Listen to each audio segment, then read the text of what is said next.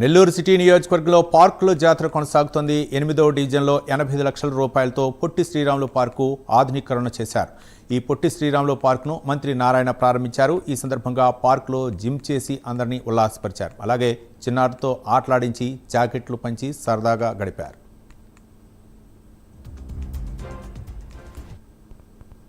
ఈ రాష్ట్రంలో డెవలప్తో పాటు నెల్లూరులో కూడా జరిగే డెవలప్మెంట్ గురించి అందరికీ తెలిసిందే. ప్రజలు కోరుకునేది పార్కుల కోసంగా 50 పార్కులు నెల్లూరులో టేకప్ చేసాం. 1, 2 కాదు, 50 పార్కులు టేకప్ చేసాం.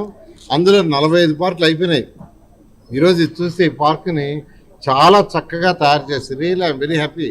ఆ రోజు ఇక్కడ ఉన్న ప్రజానాయకులు, ప్రజాప్రతినిధులు ఎవరైతే ఉన్నారో వాళ్ళందరూ మాకు మంచి పార్క్ చేసి పెట్టింది సార్.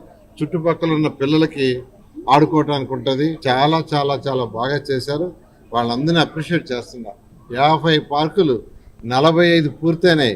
మరొక 5 పార్కులు కావాలి. అందులో ఒక పార్కుని అడ్వెంచర్ పార్క్గా ట్రై చేస్తున్నాను చేయాలని. ఒక పార్కుని వాటర్ స్పోర్ట్స్, పెన్నా నది పక్కన ఉండే ఏదైతే పార్క్ ఉందో రంగనాయకులపేట పక్కన, ఆ పార్కుని వాటర్ స్పోర్ట్స్ గాను, అదేవిధంగా ఇప్పుడు డంప్ యార్డ్ తీసేసి దాన్ని యాక్చువల్గా ఏంటంటే అడ్వెంచర్ పార్క్ గాను చేయడానికి యాక్చువల్గా కన్సల్టెంట్కి ఇచ్చాను. వాళ్ళు వర్క్ చేస్తున్నారు.